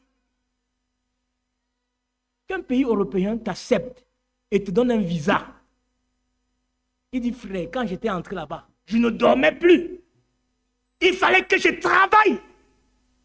Mais le gars, il dit, ça veut dire que frère, parce qu'il suffisait que j'ai reçu la grâce, je ne peux plus rentrer. Je travaille jour et nuit. Parce que frère, je suis arrivé là où je voulais. J'ai reçu la grâce. Il dit, frère, j'ai travaillé un jour comme ça, là, ça veut dire que je suis levé, j'allais tomber, j'étais évanoui. On m'a pris, on m'a donné du lait. Pourquoi? Parce qu'il fallait qu'il ait un peu d'argent pour ne pas perdre cette grâce. On dit, frère, Naomi dit, il faut que j'aurais trouvé grâce, je vais travailler. Bien-aimés frères, la sanctification vient de Dieu. Et c'est le fruit de la grâce de Dieu. Puis on sert Dieu par amour. On ne sert pas Dieu par forcing.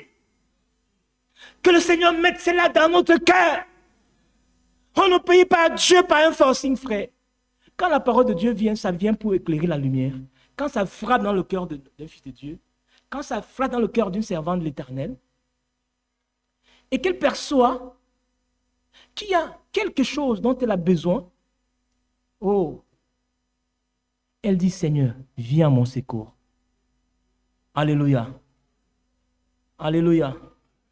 Soyons attentifs, bien-aimés frères. Peut-être on va laisser s'installer pour que...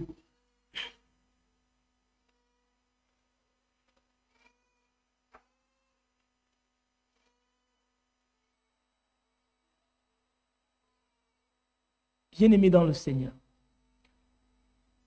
Naomi avait trouvé grâce devant le Seigneur et elle pouvait glaner sans se fatiguer. Et on dit, elle est venue, parce qu'elle est venue, frère, elle est venue comme une étrangère. Elle est venue ne sentant pas avoir grâce, mais elle a reçu quelqu'un qui avait reçu. Elle avait l'opportunité de travailler. Et on dit, elle travaille du matin jusqu'au soir. Le premier amour, cette vie du service pour le Seigneur, cette sanctification n'est pas l'objet d'un forcing, mais c'est le fruit de l'amour de Dieu à mon cœur. Seigneur, je voudrais m'habiller selon ta grâce, selon ta volonté, je voudrais te plaire. Seigneur, je voudrais vivre, non pas pour me plaire, mais pour plaire à toi. Je voudrais, Seigneur, oh Dieu de grâce, te servir.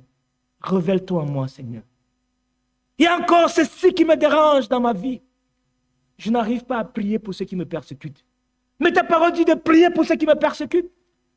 Seigneur, je m'incline à ta parole. Je veux te servir.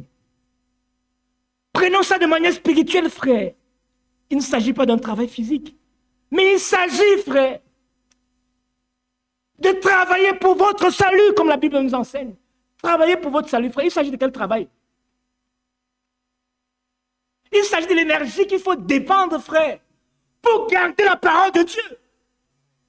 Car Jésus pouvait dire, depuis que Jean-Baptiste a été annoncé, frère, est venu et que ça a été inventé, le royaume de Dieu est pour ceux qui sont violents. Bien-aimés frères, car il y a un combat depuis que tu reçois la parole de Dieu entre la chair et l'esprit, frère. Entre la vérité de Dieu et ta naissance naturelle. Tu ne veux pas mourir. Je veux travailler pour cela. Je veux me mettre en prière. Je vais prendre des jours parce qu'il y a tel démon qui me ment. Je viendrai tôt à l'église, le mardi, le vendredi, pour me consacrer. Car je sens qu'il y a un esprit qui veut me dominer, frère. Il s'agit d'une guerre. Il s'agit d'un travail. Et quand tu es à genoux, Jésus vient à ton secours. Il s'agit de ta volonté qui veut prévaloir sur la volonté de Dieu. La parole de Dieu dit à gauche et la chair te dit à droite. Et la chair te donne des arguments. Prêche comme tu prêches, frère. Je vais seulement vivre comme je vis. C'est Satan. Vous n'êtes même pas conscient de cela.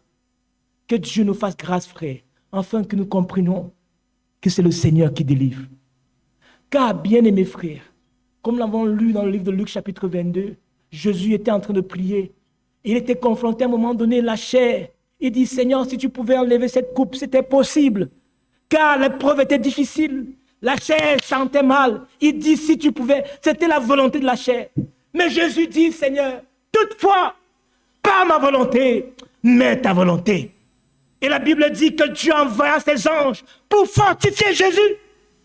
Si Jésus, frère, a été tenté, la Bible dit qu'il était un homme comme nous, frère. Tenté, il peut compatir à nos faiblesses. Toi, tu crois que tu ne vas pas être tenté? C'est pour ça que Jésus nous dit, priez. Demandez à Dieu de vous préserver de la tentation. Car la vie des filles de Dieu est une succession de tentations. Quand tu sers Dieu, frère, c'est pour ça que la Bible dit, vous êtes des loups, soyez prudents comme des serpents. Vous êtes des agneaux que j'envoie au milieu des loups. Frère, Dieu ne ment pas.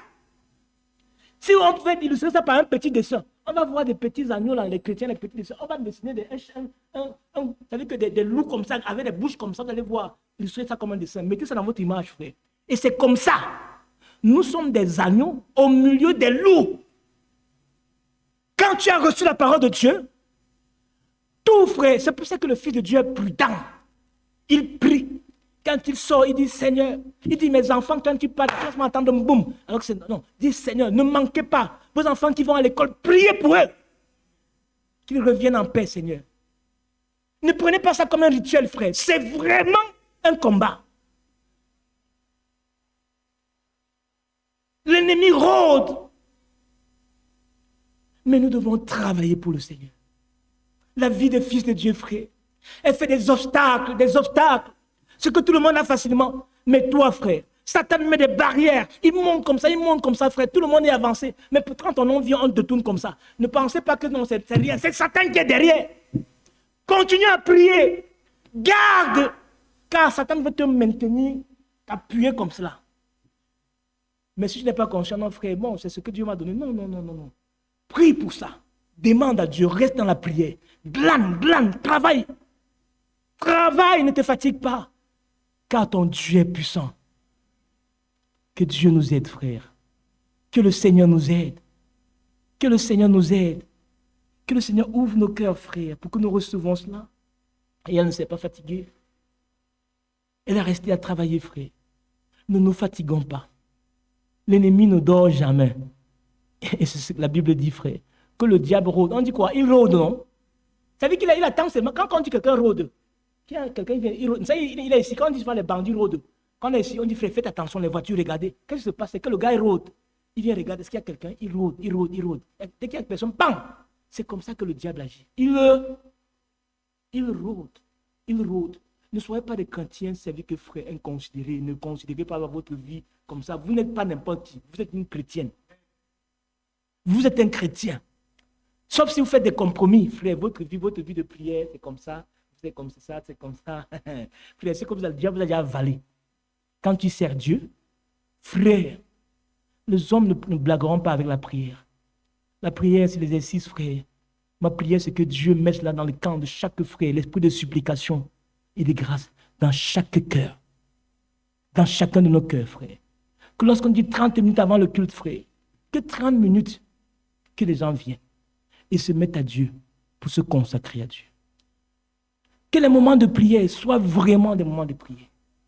Bien-aimés frères, glaner, c'est rester devant le Seigneur. C'est travailler pour le Seigneur.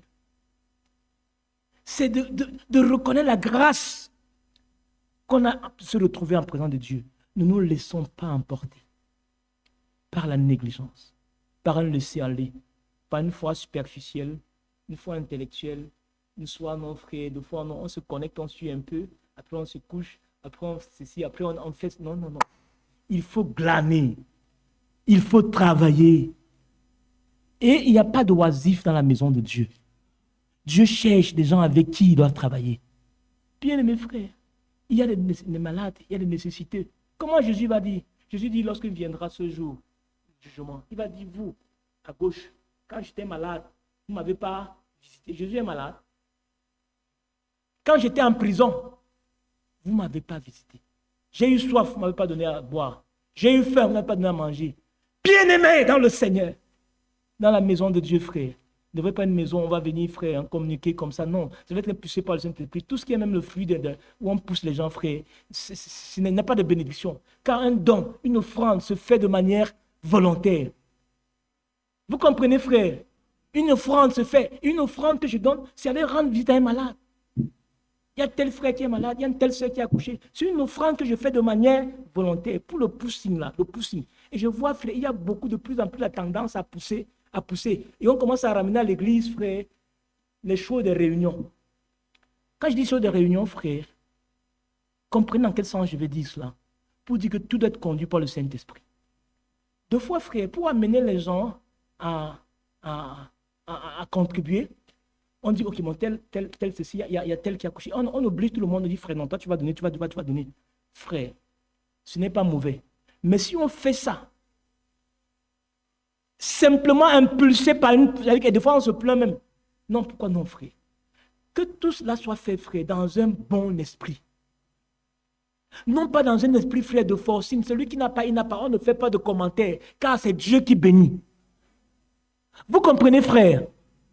Lorsqu'on commence à faire la comptabilité, tant, frère, l'homme est déjà entré là. Mais quand Dieu est dans le cœur, tu es préparé à Dieu, Dieu va te dire, mon fils, tu te lèves un matin, tu dis, mais mon cœur ne fait que dire qu'il faut aller rendre visite à tel frère.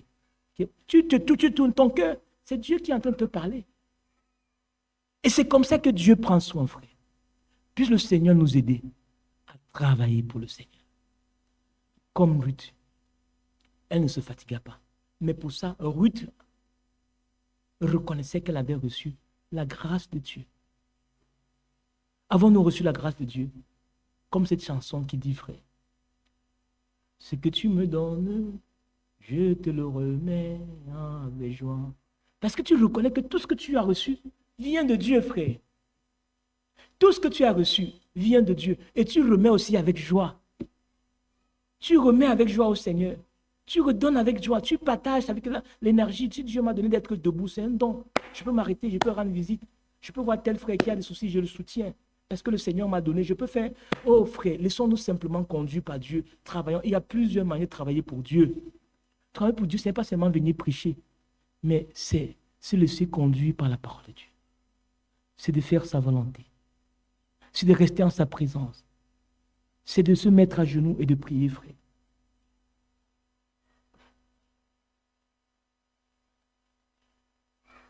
encore, frère, pour le dernier aspect qu'on va voir ce matin. Il y a beaucoup de choses qu'on va voir, frère. Nous verrons, frère, qu'après, quand Ruth, elle a trouvé grâce, frère, devant les yeux de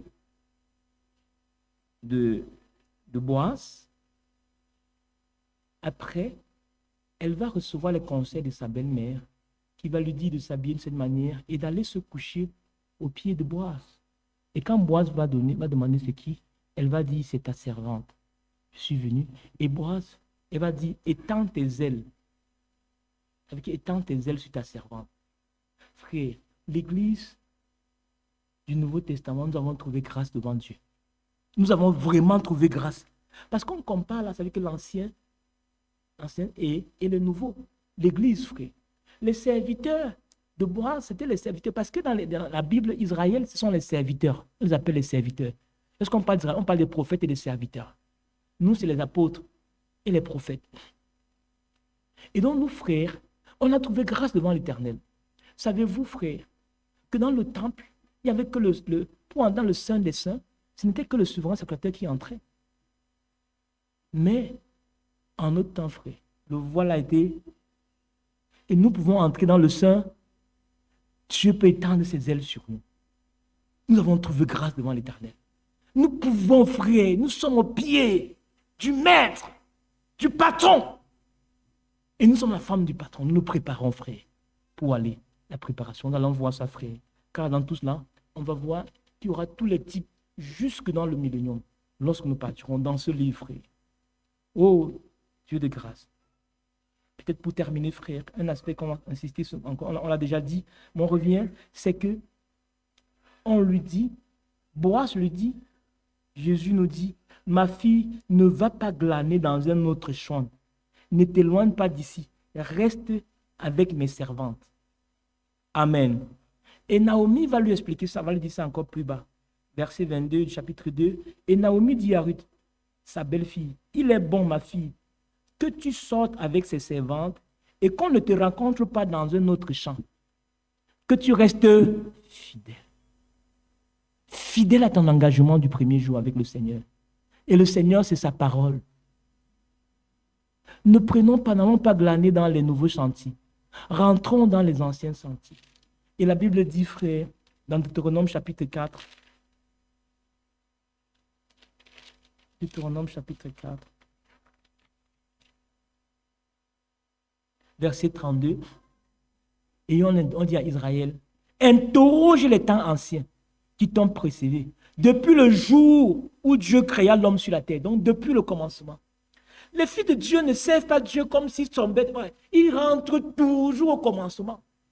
Interrogez toujours, car le Dieu d'Israël ne change pas. Il est le même, hier au Dieu éternellement. Il y a un seul Dieu, il n'y a pas de Dieu, frère. Il dit, ça dit que l'on ne va pas glaner ailleurs. Et dans Jérémie au chapitre 6, on dit, frère, suivez les anciens chantiers. Et là, vous trouverez le repos. Nous ne prenons pas, frère, de nouveaux chantiers. C'est pour ça que le message de notre temps, c'est la restauration de la parole de l'ancien chantier. Il a déblayé le sang. Comme au jour où le temple était détruit, on dit le jour où on trouva le fondement. C'était le joie dans le peuple, frère. Les anciens criaient, de comme pleuraient, parce qu'on avait retrouvé l'Ancien Testament. Fondement, frère. Dieu nous donne, frère. Il nous dit de ne pas sortir de là, ces anciens sentiers. Bien-aimés, frère, nous tenons ferme à la parole de Dieu. Nous ne voulons pas prendre quelque chose de nouveau, frère. Nous voulons rester fermement à la parole de Dieu. Nous croyons fermement de tout notre cœur que le message du temps de la fin, c'est le message de la restauration de la parole de Dieu. Le frère Branham n'a pas créé une nouvelle Bible, frère. Il est venu pour restaurer la Bible. Le message n'est pas un rouleau. Le message de la parole de Dieu prêché. Le rouleau, frère, c'est ça la parole. L'Ancien et le Nouveau Testament. Les 12 patriarches et les 12 apôtres, frères. Nous le verrons que la Nouvelle Jérusalem était bâtie sur ces 24 piliers. 12 qui portaient le nom des patriarches et les socles qui portaient le nom des apôtres, frères. Cela ne change pas. Soyons fermes, frères. Et l'église du Nouveau Testament est bâtie sur l'Ancien et le Nouveau. Oh, gloire à l'Éternel, frère. Car les gens veulent, frère, prendre les prédications de frère Branham et le comparer à la parole de Dieu. Non! Il a prêché la parole de Dieu, frère. Et l'homme de Dieu dit, si je dis quelque chose qui n'a pas encore la parole de Dieu, ne prenez pas. Vous l'avez vu plus catholique que le pape lui-même? Ou alors plus royaliste que le roi? L'homme de Dieu, pensez-vous qu'il s'amusait lorsqu'il disait cela? Il le disait de toute humilité dans le cœur. Car il savait qu'il devait rendre compte à Dieu de son message qu'il prêche. Il dit, si Paul passe, moi je passerai, frère. Car Paul est le premier apôtre des nations qui a mis le fondement de l'Église du Nouveau Testament. Alléluia! Donc, frère, ne vous laissez pas influencer par quelques frères. Quand je dis cela, je sais, frère, que nous sommes influencés aujourd'hui avec les réseaux sociaux, toutes ces choses, frère. Et je suivais encore l'autre jour. Car, frère, Dieu nous laisse aussi de suivre ces choses-là pour nous permettre d'avertir le peuple. Ou des hommes tellement zélés, frère, voulant rendre grâce, Seigneur, frère, nous ne luttons pas, mais nous prêchons pour que la parole de Dieu dit, frère. Ceux qui sont envoyés de Dieu sont envoyés, frère, pour paître le troupeau de Dieu, qu'ils n'aillent pas manger ailleurs, qu'ils mangent la parole de Dieu. Et les anciens sont leurs frères. La Bible dit, paissez le troupeau de Dieu, que le Seigneur a mis à votre garde, non pas comme dominant sur eux, mais comme ayant avec eux le partage, l'héritage céleste. Et frère, la parole de Dieu. Et aujourd'hui, frère, on veut égarer le peuple. Et frère, le frère était tellement zélé, et ça passe comme une virale dans les réseaux sociaux. Et quelqu'un qui dit, non, le frère Branham, on ne corrige pas le frère Branham. Celui qui fait le corrige, c'est mon frère, vous n'avez mal compris.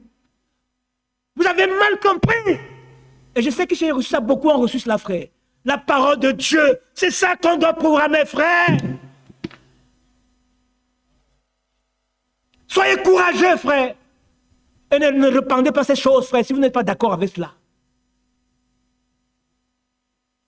L'homme de Dieu n'avait pas besoin qu'on fasse son apologie autant. Il a dit, tournez les regards vers Jésus-Christ. Tout ce que l'homme de Dieu a dit, selon ainsi le Seigneur, est la parole de Dieu. Et tout ce qu'il a dit, conformément appuyé sur la parole, nous l'avons suivi dimanche, non, frère? Vendredi, non? Nous l'avons suivi vendredi, non, frère? Quand il commence la communication de vendredi, vous devez naître de nouveau. Il a lu quel passage? N'est-ce pas Éphésiens chapitre 4? N'est-ce pas les dons, frère? Pour dire que les dons viennent, frère, ces dons sont venus pour garder le peuple. Et quand il commence, il dit, il y a beaucoup d'interprétations de la nouvelle naissance. Mais pourquoi, frère? Parce qu'il y a des gens qui ne sont pas envoyés de Dieu. S'il a lu Éphésiens, ça peut être pour dire que ceux qui sont envoyés de Dieu parlent de la part de Dieu. Que le Seigneur nous bénisse, frère. C'est un combat constant que nous allons mener jusqu'à ce que le Seigneur revienne. Car nous avons tenu, frère, le fromage. Et le corbeau est là, il veut te flatter. Ne lâchez pas le fromage là. Le fromage, la parole que nous avons tenue. Et nous le tiendrons jusqu'au bout. Par la grâce de Dieu. Jusqu'à la mort, nous te serons fidèles. Jusqu'à la mort, il sera notre homme. Pour ton rapport, Jésus, Dieu, notre Père.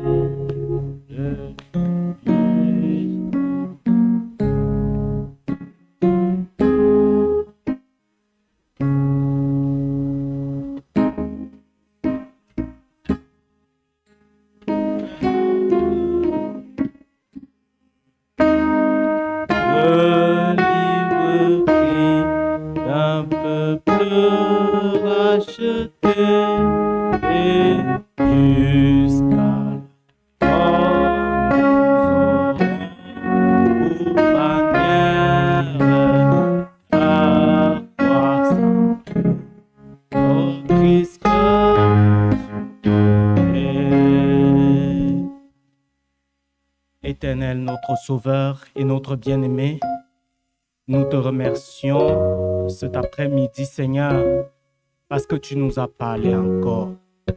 Oh Dieu Tout-Puissant, nous avons trouvé grâce à tes yeux, Seigneur. Et tout le travail, c'est toi qui l'effectues, Seigneur Jésus. C'est toi qui nous as justifiés par ta parole. C'est toi qui nous as sanctifiés par ta parole. Et c'est toi qui nous baptises du Saint-Esprit. Seigneur, comme Ruth a trouvé grâce à tes yeux, ô Dieu Tout-Puissant, nous aussi nous avons trouvé grâce à tes yeux. Nous n'avions pas droit de citer, Seigneur. Ô Dieu Tout-Puissant, mais tu as bien voulu aveugler Israël pour tourner tes regards vers les nations que nous sommes, Seigneur. Quelle grâce, Seigneur Jésus. Alors que, oh Dieu, le pianiste chante, élevons encore la voix et remercions le Seigneur pour sa grâce qu'il nous accorde. Remercions encore le Seigneur parce qu'il a tourné ses regards vers nous et a fait de nous son épouse. Quelle grâce d'être l'épouse du patron. Quelle grâce d'être l'épouse du grand roi. Des fois, nous ne nous rendons pas compte de la grâce. Oh, cette grâce qui nous fait travailler. Cette grâce, oh, qui nous amène à chercher les âmes. Cette grâce qui ne nous donne plus du sommeil. Cette grâce qui nous amène à être parfaits. Cette grâce qui nous amène à soupirer au-dedans de nous que nous voulons le ressembler, lui. Élevons encore la voix et prions le Seigneur. Remercions le Seigneur. Que chacun prenne la position qui lui convienne et qu'il prie, qu'il remercie le Seigneur. Oh, notre Dieu, notre Sauveur, notre Père, nous te remercions pour ta grâce. Nous te remercions pour tes bienfaits. Nous te remercions pour ce que tu as fait pour nous. Nous te remercions, Seigneur Jésus, nous qui n'avons pas droit de citer. Oh, comme Ruth qui était une étrangère, Seigneur. Mais tu as fait de nous ton épouse. Oh Dieu, quelle puissante grâce, Seigneur. Nous voulons travailler à notre salut avec tremblement, Seigneur, et crainte. Oh Seigneur Jésus, merci pour ton amour. Merci pour ta présence au milieu de nous, Seigneur. Merci, Seigneur, pour tout ce que tu fais pour nous. Merci, Seigneur, pour la vie. Merci, Seigneur, pour la sanctification. Merci, Seigneur, pour toutes choses. Oh, tu es grand, Seigneur, que tu es puissant, que tu es merveilleux, que tu es excellent, Seigneur. Qui sommes-nous pour trouver grâce à tes yeux?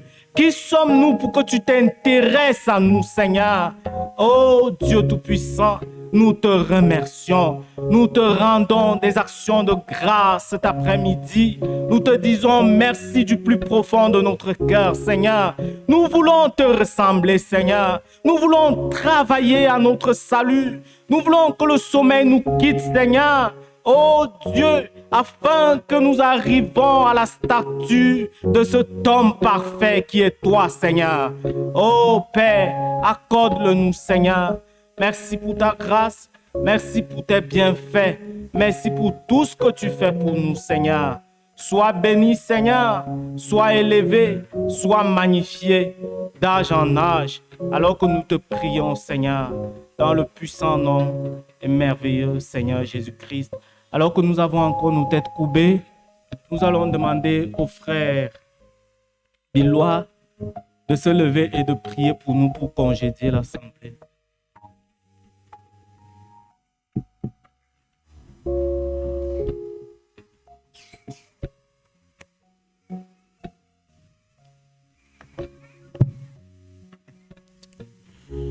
Béni soit ton nom, Seigneur Jésus-Christ. Et sur nous, nous invoquons ton nom, car ta parole nous dit que tu es plein d'amour pour nous lorsque nous invoquons ton nom. Seigneur, dans ton amour, donc, Seigneur, accorde-nous cette grâce, afin que, Seigneur Jésus-Christ, ton esprit, Seigneur, vienne et que cette onction, Seigneur, descende sur tout un chacun, afin que, Seigneur, toi-même, tu te révèles en nous et que, Seigneur Jésus-Christ, que nous soyons conduits par toi. Seigneur, que ce ne soit pas les efforts d'un homme, Seigneur, que ce ne soit pas la force d'un homme, Seigneur Jésus-Christ, mais que ce soit ton esprit qui domine sur nous, Seigneur Jésus-Christ, et que nous soyons conduits par toi. Seigneur, puisses-tu nous l'accorder, Seigneur. Alors que nous commençons la semaine, Seigneur Jésus-Christ, nous sommes aussi des nécessiteux, Seigneur Jésus-Christ.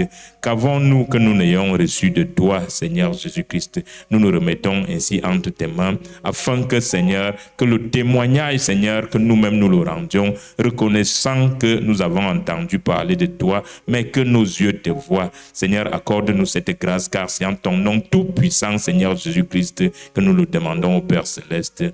Amen.